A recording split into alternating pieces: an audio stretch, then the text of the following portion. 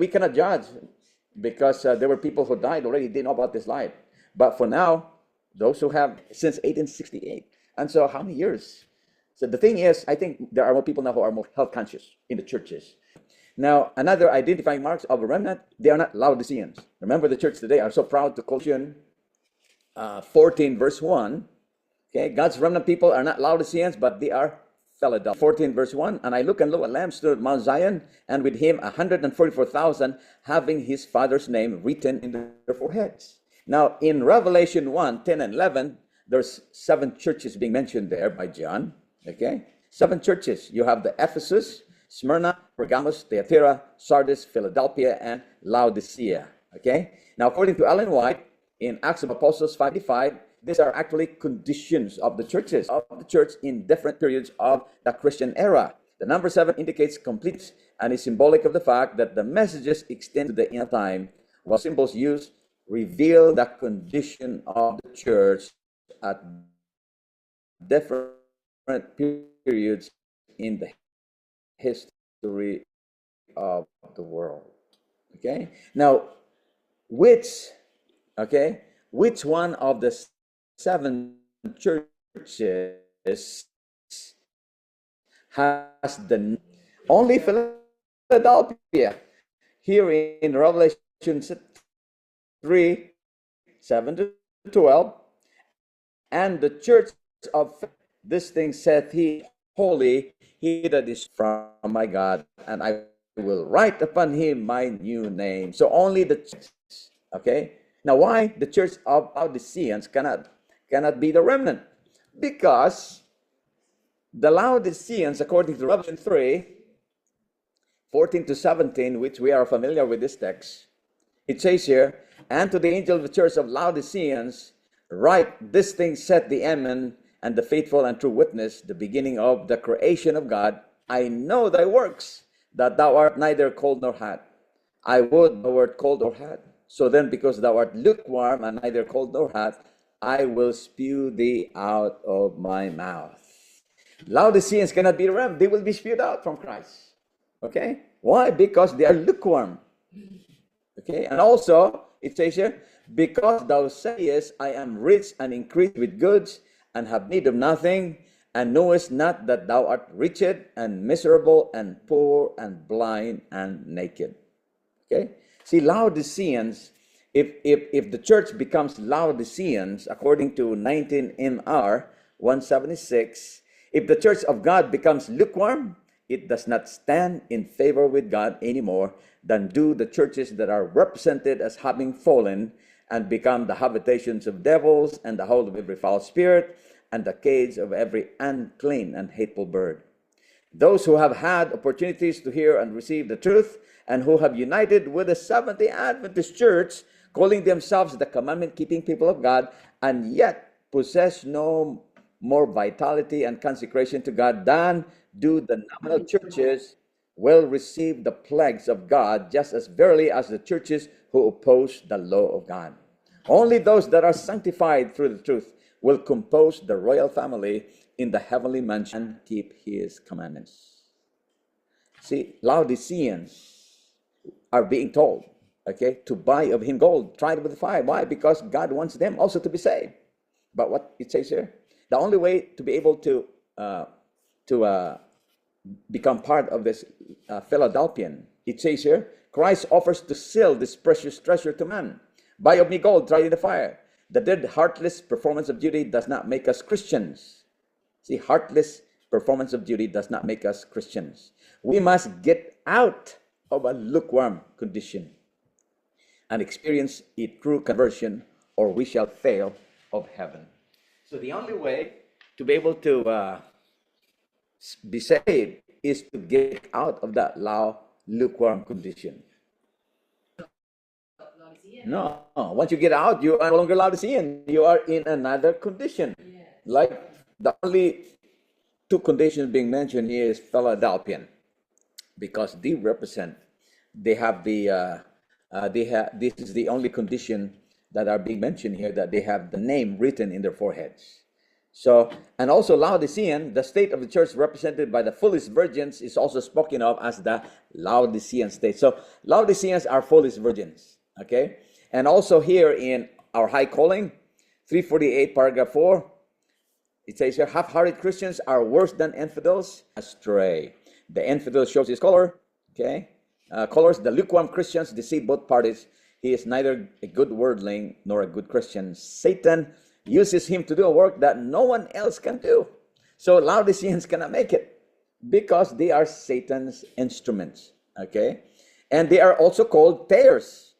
Upward Luke 35, it says here, we have abundant evidence that tares grow with the wheat in the church of God. There are sincere Christians in the church, and there are also lukewarm Christians. These have opportunity to know the truth. The word of God is presented to them. They come to the banquet as Judas came to the Passover, but like Judas, they do not eat the word of life. So there's two kinds of Christians in the churches, okay? But will that good Christians remain there? There's going to be a time that God is going to pull them out, because they cannot stay there, okay? They're not supposed to be there. Now, what makes them Laodiceans, though? What makes God's people Laodiceans? Christ are no longer separate and peculiar people. The line of demarcation is indistinct. The people are subordinating themselves to the world, to its practices, its customs, its selfishness. The church has gone over to the world in transgression of the law, when the world should have come over to the church in obedience to the law. Daily, the church is being converted to the world. That's it. They are just converted to the world. And also here in volume 8, 118, it says here, it is a solemn and terrible truth that many who have been zealous in proclaiming the third angel's message are now becoming listless and indifferent. The line of demarcation between worldlings and many professed Christians is almost indistinguishable, conforming to the world, to its practices, its customs, its selfishness. Instead of leading the world to render obedience to God's law, the church is uniting more and more closely with the world in transgression. Daily, the church is becoming converted to the world. Okay. Now, if the church becomes lukewarm, you think the presence of Christ is in their midst? It says here in 1 NL 99, paragraph 4, the church is in the Laodicean state. The presence of God is not in her midst. So, in a Laodicean, the presence of Christ is not there. That's why Revelation 3:20, it says there, behold, I stand at the door and knock. If Christ is knocking, that means, is he inside? No, he's outside. That's the reason why he's knocking. Okay? So in a Laodicean, the presence of God is not there. Okay? So whose presence is? They're worshiping. That's right. That's why there was a saying that says, I mean, last week somebody called it, says people are in the Philippines, people are, They really believe that God is there when they worship. yeah, they believe it, that God is there, but it says here there's no presence there. So somebody called it, says the churches, they go out and do things that are not supposed to be done on Sabbath. Why? Because the presence is not there. They're not actually being told. The pastor who's in charge maybe not telling the truth. Now, can the Laodiceans make it to heaven? It says here, the solemn question should come home to every member of our churches. How are we standing before God as the professed followers of Jesus Christ? Is our light shining forth to the world in clear, steady rays? Have we, as a people solemnly dedicated to God, preserved our union with the source of all light? Are not the symptoms of decay and declension painfully visible? Facts concerning the real condition of the professed people of God speak more loudly than their profession, and make it evident that some power has cut the cable that anchored them to the eternal rock. Who is that rock? It's Christ. And that they are drifting away to sea without chart or compass. That means the cable is cut, and that they're drifting away to sea without a compass. And according to those who boast of their light and yet fail to walk in it, this is also could apply to us as well. Especially when we have all the light, and if we are not walking in this light, I say unto you, it shall be more tolerable for Tyre and Sidon the day of judgment than for you. And thou, Capernaum, 70 Adventists who have had great light, which art exalted into. That's why it says here in 7 BC 970, the great mass of professing Christians will meet with bitter disappointment in the day of God. Why? Because they have not upon their foreheads the seal of the living God. Why they don't have the seal? Lukewarm and half-hearted, they dishonor. We have to get out of that lukewarm condition. Otherwise, we won't make it there. We will not be part of God's remnant people. Now, God's remnant people will sing That's the only company that will sing the song of Moses. It says here, Revelation 14, verse 3, they sang as it were a new song before the throne and before the four beasts. And the elders, and no man could learn that song but the 144,000 which were redeemed from the earth. Now, why only the 144,000 will sing the song of Moses?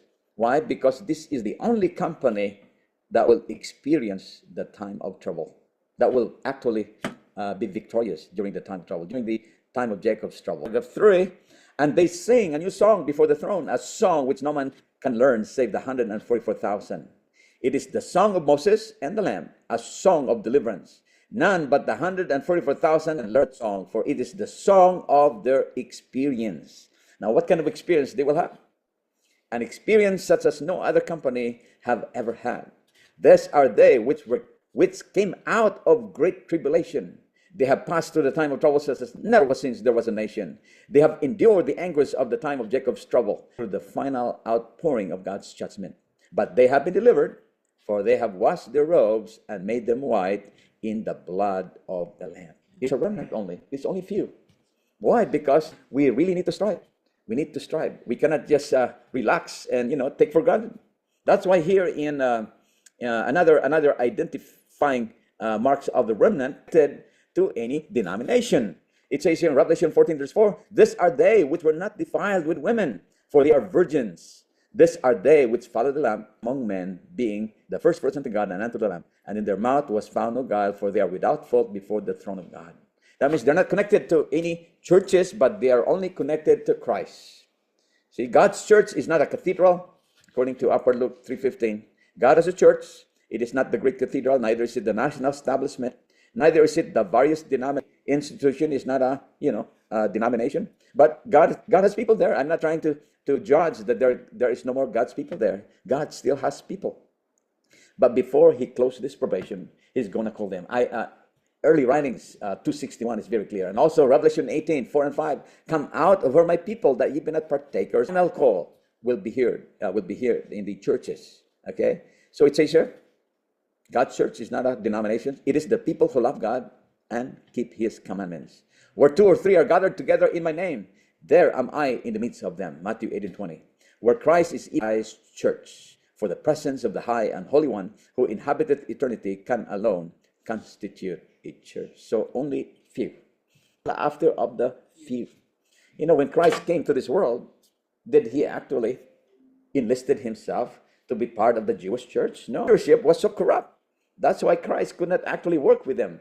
Okay? So if we want to be part of God's remnant, what does the word say? This is my last quote. Strive with all the power that God has given us to be among the 144,000. Because this is the only group, the remnant, which will make it living alive, that we will strive, that we will be part of this group. Because this is the only group that will be taken to heaven without experiencing death. Is my prayer. So